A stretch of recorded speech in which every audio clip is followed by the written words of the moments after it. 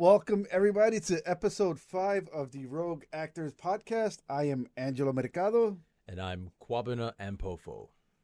and this week we're excited to talk about.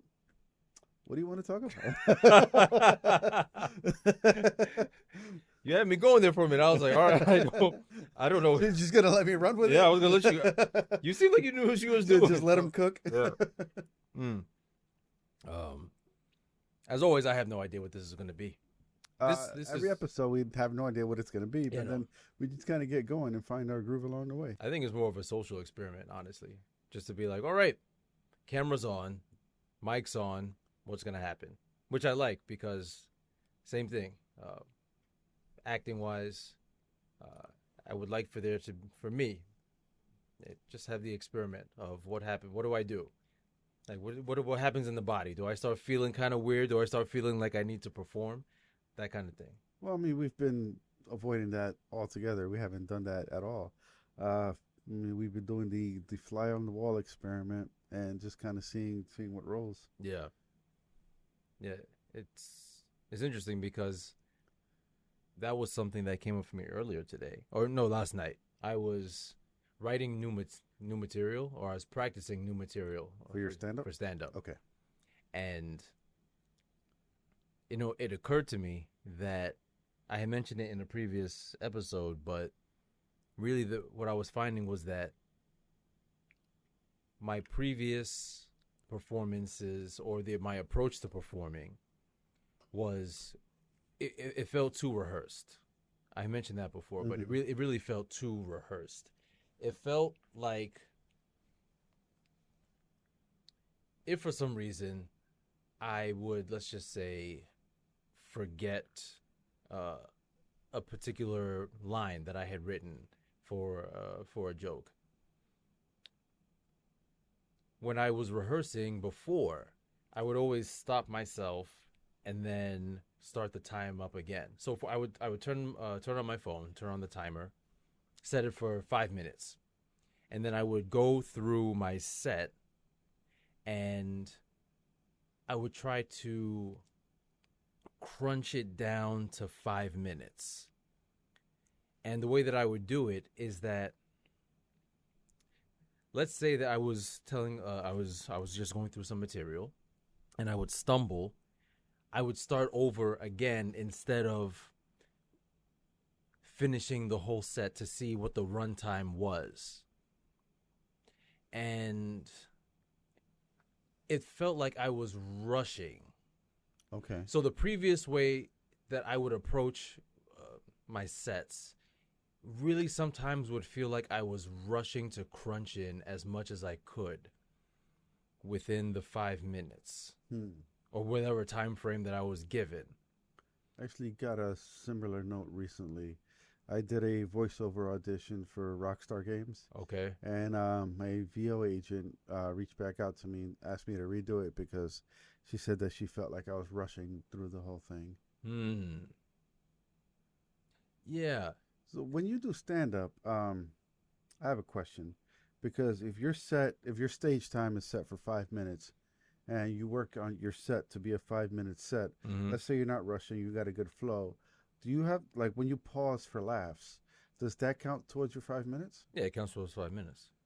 So you can prep for 5 minutes, but only end up doing like 4.5. Yeah. Because I know once that little red light comes up in the back of the room, that's, you got to get off. You got a minute left, yeah. Okay. Or some people do 2 minutes, but usually you have a minute left. Okay. Yeah. Because it's been a minute since I've done stand-up, so I don't remember, because I know you have to pause for laughs. You can't just keep going. Right. Otherwise, your material gets drowned out. Yeah. What I'm doing is being more loose and flexible with how I get to my setups and punchlines, as opposed to having a very rehearsed set of dialogue that I would use. Even and the dialogue changed. It used to change every, like certain words here and there would change. I think I'm just opening up the avenues and the flow for how I can get from setup to punchline and that kind of thing. Also, the other thing that I noticed is that I think that my just persona is changing to where before I felt like I had to go on stage and then be this, very like poppy kind of, hey, what's going on? Like there was a certain energy that I would attempt to force, I think, back in the day. You remember CNC, right? Yes. Remember how people used to call me Tiz, that kind of thing? K Tizzle, yeah. I don't even know how that came up. Well, I do know how that came up. It was Jagger, yeah. Right. But it was because there are times when I get really animated, right? And then there's this poppy kind of high energetic version of myself that comes out. The challenge, and I realize it now, is that too often I'll try to force that. And then when I do, it's not authentic. It's not authentic, and then it just goes off the rails, right?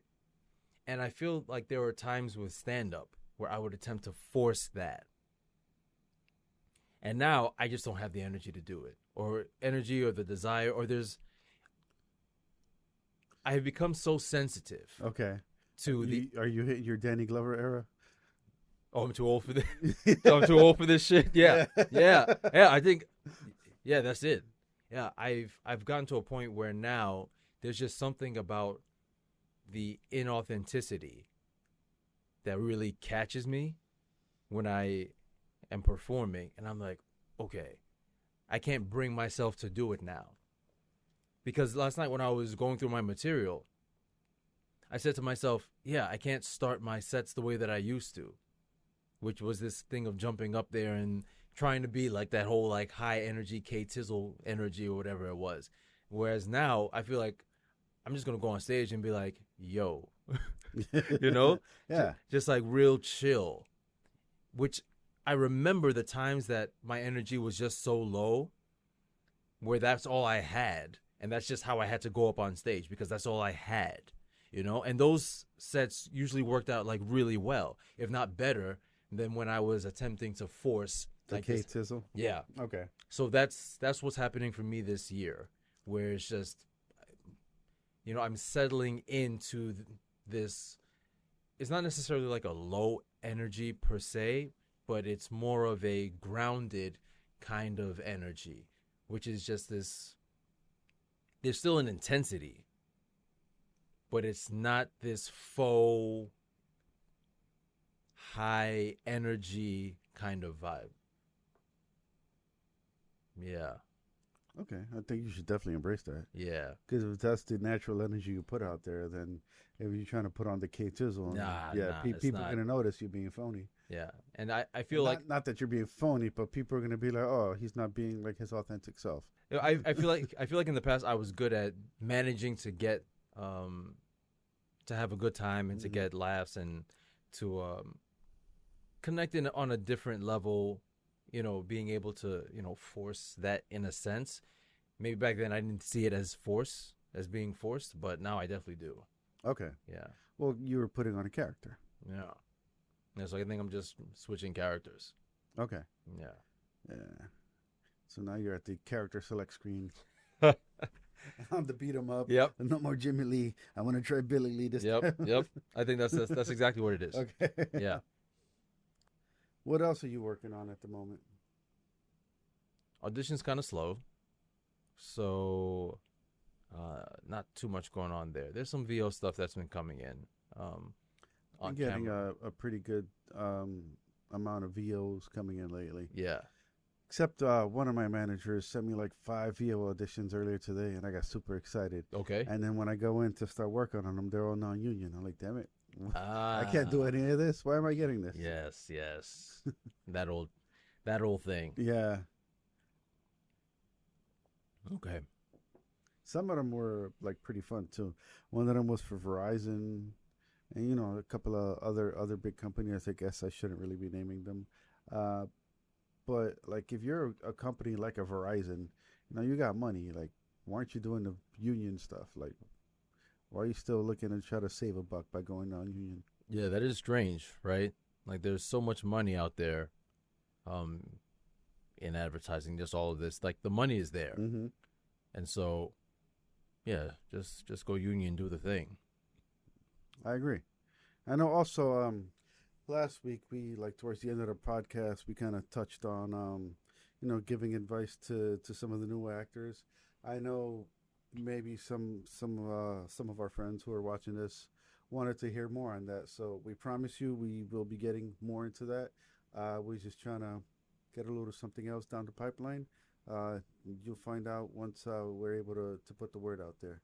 But we definitely want to revisit that conversation and go more in depth. Mm. A lot of people messaged me afterwards saying, it's valuable information and they wanted to hear more. And like, we can do an entire podcast on just that subject alone. And with good reason, just because I can remember when I first started out having to figure out all these things and navigate the landscape of who's reputable and who's not, and all of these different things. And I know that I definitely spent a lot of time, not so much money per se, but definitely time going to certain castings or go-sees or other events because I thought that it was just the thing to do. Yeah, same here. I think I almost fell prey to one company. What were they called? I think they were called Star Now or something like that. They called me in. And they're like, oh, we like your materials. Come in for a meeting. And like, oh, great. It's casting people. And then they brought me in like, we think you're great. You have a great energy, but your headshot is no good. So what you need to do is you need to pay our photographer $1,000 to take new headshots for you.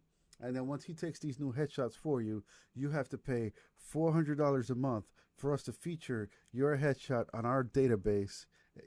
That's all like the typical scam stuff. And if you're desperate enough, if you don't know any better, like you fall prey to some stuff like that. Yeah. Because they sound legit. You're like, oh, you're gonna put my headshot on the database. Oh, I'm gonna get headshots with a professional photographer. No, it's there's if an actual agent or manager or casting person will give you recommendations. They're like, hey, I've worked with these photographers in the past. You should reach out to them and see what rates they give you, or do your own research and work on your character headshots or whatever. And no agent or manager charges you any kind of money to feature your headshot on their database. Because if you're part of the roster, you're just part of the roster. You're automatically on the website. So anybody who's trying to ask for more money, run. That's the thing. They're so aggressive to the point where they start to insult you. They're like, oh, well, you're not taking this seriously. You're not serious about your future. Yeah. If you really wanted to do this, then you would take our headshots and you would give us all your money. And that's one of the things to look out for. If somebody's really aggressively trying to, get you on board. And you can tell. You're just like, something is off here, especially when there's money involved. Because really, not all agencies, but some agencies are really good about making it easy for you to come on board, right? So, for example, you have to pay for things like Actors Access and casting networks. But once you sign up with an agency, submitting through that agency is free, right? Right, yeah. You know what I mean? And so the agent is not trying to gank you for money. Like, that's just not reputable ones. Mm-hmm. Reputable ones. Yeah, I've seen some of these scammer agencies where they're like, oh, you have to pay a certain amount of money a month for us to submit you. Yeah. That's an agent doesn't do that. That's not the play. An agent will get 10% of whatever jobs you book through them. You don't pay them up front. Right. But I definitely want to save this conversation for... Oh, yeah. When we get that other thing down the pipeline. Yeah. We're probably going to do a full episode on just this topic. Yeah. I just wanted to make that one part that you brought up, though. That was something that I think was just useful for anyone to know. And it's not just in acting, because people try to scam you like everywhere. Sometimes people will call you and they're like, oh, you owe us money. And if we're going to send the police over to your job to pick you up. Bruh. And they get super aggressive like, oh, if you don't give us the money now, we're sending the police over to your job now to pick you up.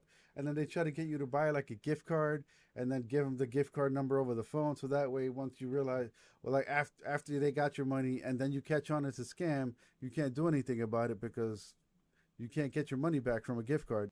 Fuck the scammers. If your livelihood is based off of preying on innocent people, then the fucking fear tactics, man. The fear tactics. That's why I love some of those YouTube channels where the guy hacks the scammers. I have not seen these. I live under a rock. So. There's so many of them where they'll get the spam call and then they're like, oh, can you call me back at 2:00? And then the guy has like all his stuff set up so that way when they call him, he starts like pinging their location. Okay. And then at some point he gets access to the cameras in their building.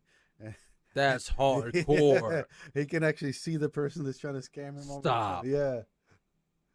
Are those real or is that like stage shit? I'd like to believe they're real because they're really fun to watch. I mean, because what they do is sometimes they'll try to get you to install like remote software on your computer so that way they can control your machine or they can see whatever you're typing on your screen. yeah. So he uses that and he tunnels his way back towards them. Okay.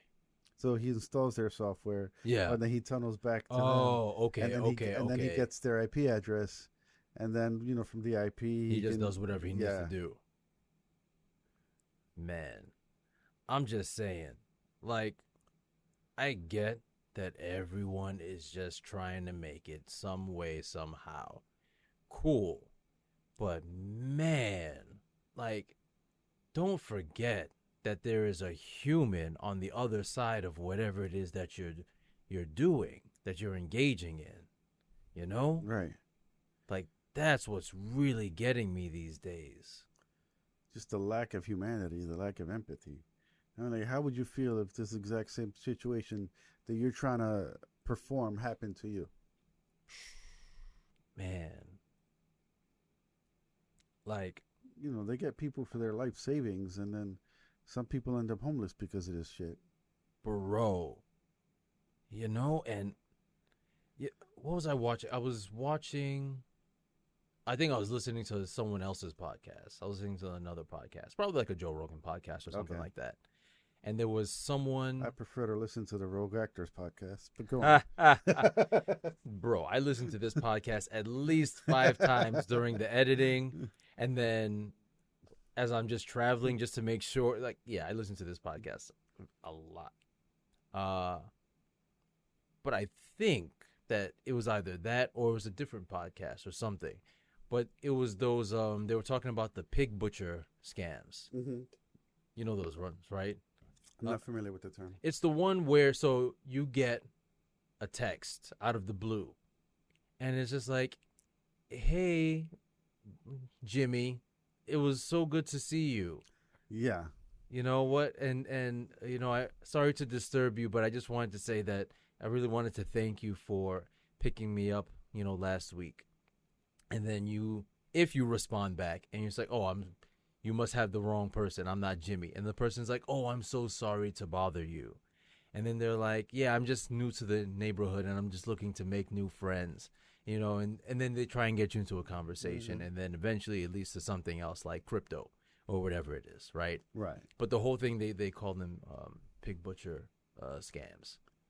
And it's just that thing of there's someone on the other end who is probably sitting in office, like in some crowded office space in some other, country somewhere with about 100 other people who are all just doing the same thing, who are all just trying to make a piece of currency, right? Right. And you sit there and you're like, man, I know that this person is struggling, like I'm struggling, but I get curious. I'm just like, what do we have to say to ourselves to get to a point where we're like, yeah, you know what? I'm going to fleece somebody for everything they've got because that's just where I'm at in order to survive. Mm-hmm. It's wild, man. And Jason Statham did a movie on all this, the Beekeeper one.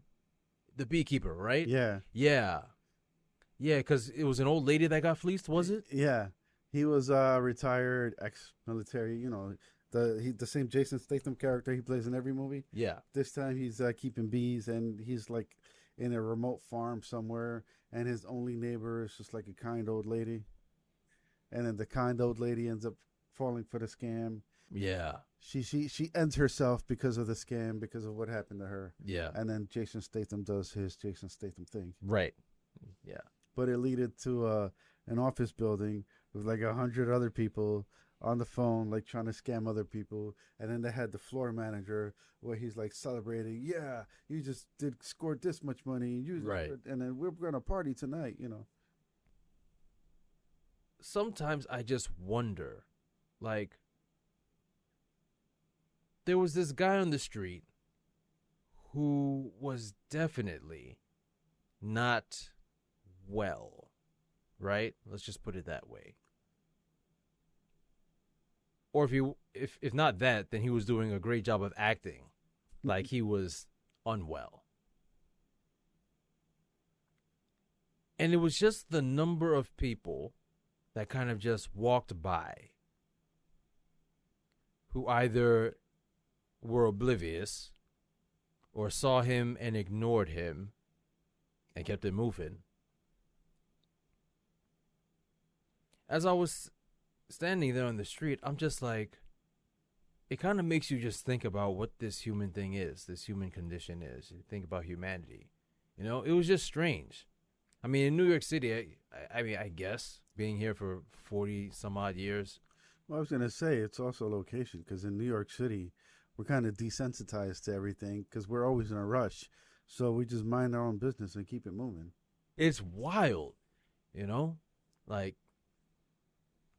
seeing this dude today and then just seeing the way that people treat the city in terms of just like trash. Like, bro, The trash situation is terrible. yo, this year, maybe it's just me, but people have not been cleaning up after their dogs. And so Oh, now the yeah. snow's melting And and you see it all. are just seeing everything. And it's not even just that, too. People are just nasty all in general. I mean, I mentioned this to you earlier today, but we're in a corporate office right now, and when you go to the bathroom, the dudes who are using this bathroom, like, I feel like they were raised in a barn, or maybe not even in a barn, because people in a barn were raised better than them. You know, they're just like not flushing the toilet, leaving residue like on top of the toilet seats, tissue all over the floors. Yeah, I'm like, clean up after yourself, or at least flush the damn toilet. What is wrong with you? bro. Like, I don't want to be walking in there seeing floaters, I mean, especially in a corporate office. who raised you? Who raised you? Right. Or didn't? I don't know. It And they're treating the city the same way. They're just dropping whatever they want all over the place, and you know, the city just has like a certain smell to it now. I mean, I still love this city, but yeah, it stinks. I'm just finding myself more and more just sensitive and empathetic to other humans, which is a great thing to have as an actor. But also, I feel like there's an equal amount of just not giving a fuck, which is also growing at the same time. It's very strange, and I don't know if that really properly explains how I'm feeling. But man, I can't explain it, bro. It's just weird. Like being here as an actor in New York City is just a strange and fascinating experience, because it's like every day is like a masterclass in just the human condition. Well, that's why they say if you can make it here, you can make it anywhere, because you're conditioned to be ready for anything. Because anything and everything will happen to you, so you just got to be ready at all times. Also, I've learned to focus better because of it. You know, like if I'm working on a scene, if I'm doing an audition, I can focus on just what I'm doing, even though there's a fire right behind me and, you know, a brawl happening to this side, all this other stuff happening behind me. But no, I'm still over here, you know, giving my monologue. or whatever it is I'm doing, and none of that stuff that's behind me matters. Yeah. Which is part of growing up in New York. You're focused on your thing, and whatever else is happening is just happening. It doesn't affect you, which is so it's not that people are actively avoiding this person or ignoring them, but it's just part of being conditioned as a New Yorker. Man. Yeah. Yeah, we built different.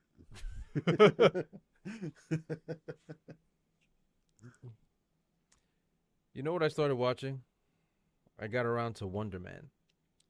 Wonder Man. I like that series. I thought it was well done. Oh, you finished it? I did. Okay. Good. Because when it came out, I spent that whole week. I watched an episode a day. I didn't want to just watch it all in one shot. They released the whole thing in one shot, which I appreciated. But so that I was able to spread it out for at least a week. All right. I think I'm like 5 or 6 in. Okay. Yeah, maybe 5. Okay, so you already got into the episode where he's trying to do a self-tape. Oh, and they're running all around town. So you know what's funny? Yeah, because I've had that same situation happen to me. And that's why that show's so relatable. Okay, so here's the deal. Anyone who's listening, going to talk about Wonder Man. If you want no spoilers, this is your chance to skip forward. So I got to that episode.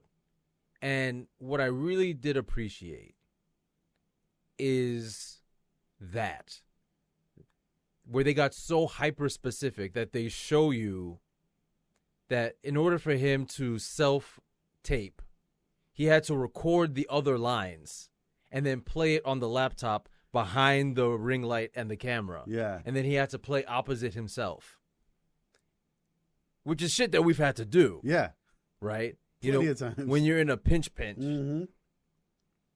Which luckily, we rely on each other for self-tapes. You come here, and when you have one, we always help each other out.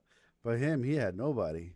And I appreciated that, showing the struggle that can ensue when you are self-taping, right? Yeah. He's like knocking over the tripod, and he's trying to get all the lighting right, and he's running back and forth between the camera, his laptop, and then his setup, and the calamity that they portrayed is fucking accurate. Yeah. I'll put it that way. I also like the other episode when he's self-taping for the Wonder Man series, and he doesn't want Mandarin to go back to his apartment because he's trying to hide some stuff. So he's like, "Oh, let's go to your place," and then they go to Mandarin's place, and then there's too many distractions there, too much shit going on, so he can't tape there. And he's like, "Oh, I have a friend. Let's go tape at their house." Then he goes to his friend, and then there's a whole lot of shit happening with the friend. The friend is like super condescending. He's being like a complete asshole to him, and then like they end up going somewhere else, and then like buying like the gummy rings and that whole calamity when they're trying to find him, and then finally they end up going back to the first place where they were at to try to get the stupid tape done. And we've been through, like, other than the shootout, we've been through like similar situations trying to find a place to tape. Yeah that was just pure calamity. And yep, it was exaggerated to a certain extent, but kind of not, because sometimes all you want to do is just record some shit, and then everything happens to keep you from doing so. Especially like recording voiceover auditions. Yeah. Because as soon as I turn my setup on, the neighbor's dog wants to start kicking up. And then there's my neighbor downstairs who wants to live out her fucking Disney princess dreams. Banging pots and pans, doing the whistling and all that kind of stuff. And I'm like, okay. And then my apartment, my unit is right next to the trash chute. And so then somebody wants to come and throw out trash. And then they don't know how to gently close the door. They got to let the door slam. And so it's just one thing after another after another. At least it feels like that, right? Perhaps maybe because we have an audition, we notice it more. But sometimes it feels like the timing is just pure calamity. Yeah. You're like, what is this? It's why I also stopped recording auditions at home. Is because my computer is right next to the door, and there's really no other place to put it in the apartment.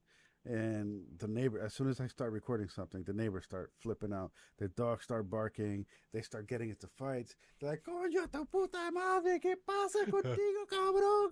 And then you're like, "Wait, what's going on over there? Wait, I gotta record this. I want to hear what's going on." You know?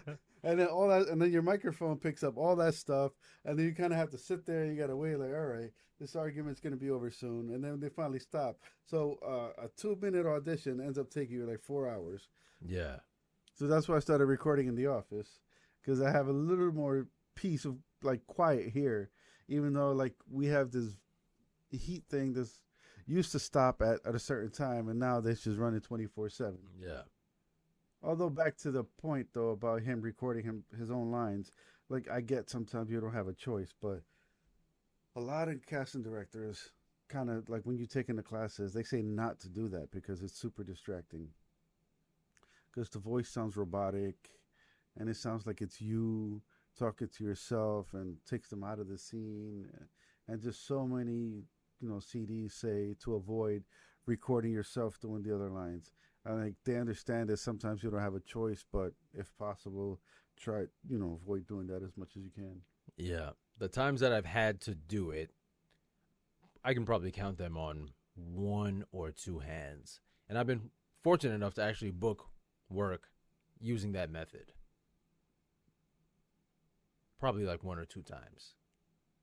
Definitely once. Let's just say that. And yeah, so if you're in a super pinch, I'm not gonna knock it, because you got to do what you got to do. And sometimes trying to include somebody else can just be even more work, because if that person doesn't know what they're doing and tries to do too much, or when you're trying to get a non-actor to help you, yeah, then you just end up just burning through time. Or sometimes you'll end up getting the actor who tries to make your audition about them. Just say the words. Just say the words. Just say the words. Like Andrew Hurley used to say when he was teaching Shakespeare. Shout out to Andrew Hurley, wherever you are, my friend. Just say the words. Yeah. And then with auditions, you're supposed to, you got to try to stand out through your performance. But sometimes I hear people doing like the most goofy things. Like I saw a video on Instagram earlier today where this guy is trying to charge you for acting advice. And he's like, yeah, I booked my last role by standing out of my audition. My character was supposed to be a cowboy. So for my audition, I rode a horse. And that you're doing too much at that point. If you got to ride a horse just to get into camera, you're going into goofy territory. And 99% of the time, those type of tactics are going to fail. That's just bad advice. And then for him to charge you to give you bad advice is wild. I have sat with the concept, the idea of standing out in your auditions and what that really means. But it's got to be reasonable. Like, yeah, you do some off the wall stuff. Like for when you helped me do the audition for New Amsterdam, I was supposed to be a patient getting on a crash cart. So we did the audition with me laying down on 2 chairs and then, like convulsing and whatever, doing the lines, like I'm in a crash cart. But for us to like actually go into a hospital and then you rolling me into the scene, like that's a bit too much. Yeah. I feel like something that I've been realizing is that the goal may not necessarily be to stand out, as in, I'm going to say, okay, I need to stand out. I need to try to stand out. I feel like what's more accurate is to say, I need to tell the truth, right? I need to portray the truth. And I feel that the closer that we get to that for ourselves, the consequence of that is that we'll just naturally arrive at some kind of choice which stands out, right? Right. Because if you say, I'm going to try to stand out, then your mind starts going to all of these, wacky things in a way. Right. To be like, okay, how can I be different? But I feel like if we just say, okay, I'm in this situation. What is the truth of this situation, these circumstances? So if you use your New Amsterdam idea, for example, right?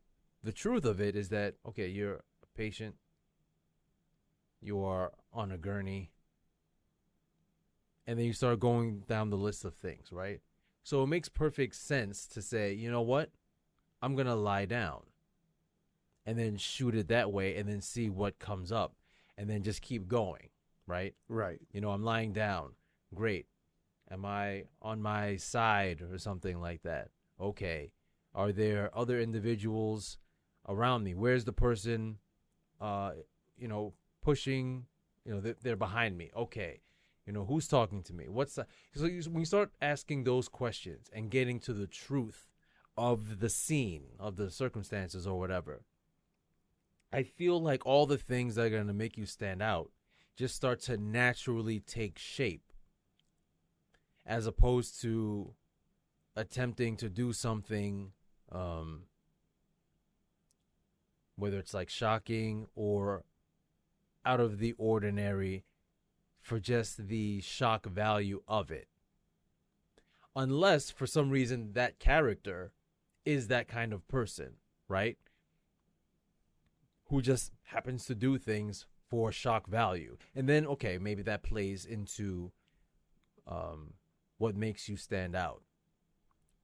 But if not, then I feel like aiming for the truth is always the best bet. Yeah. Because the way that you see a scene is going to be different than the way that somebody else, another actor, sees that same scene. Right, because with acting, it's telling the truth under imaginary circumstances. A lot of people say, "Oh, you must be a good actor. I mean, you must be a good liar because you're an actor." When in reality, acting is about telling the truth, not about lying. And by doing something like showing up to your audition on a horse, that's a disservice. You're not being authentic. And then you're also taking away from your performance, because then they start looking at the horse and start thinking about other things. Oh, how much did he pay to rent that horse? Did he already have the horse? Is the horse trained? Like all these questions about a horse when they really should be watching you perform. Yeah. You can tell when someone just has a completely different way of approaching just life. And I feel like that's what's interesting. Like that's the thing that really catches us, and that's what stands out to us. It's not because they're trying to stand out, but it's simply because the way that they see life is just so different and striking that you're like, I didn't see that. I don't know how this person saw that, but that's fucking cool. Yeah. I feel like this is a whole podcast in itself. It's just talking about like audition technique and what's good advice and what's bad advice. I definitely want to touch on that more on our next episode. So for now, thank you guys for tuning in. I'm Angelo Mercado. Yeah, and I'm Kwabena and Pofo. We're gonna leave it on that. Yeah, stay blessed. All right, peace.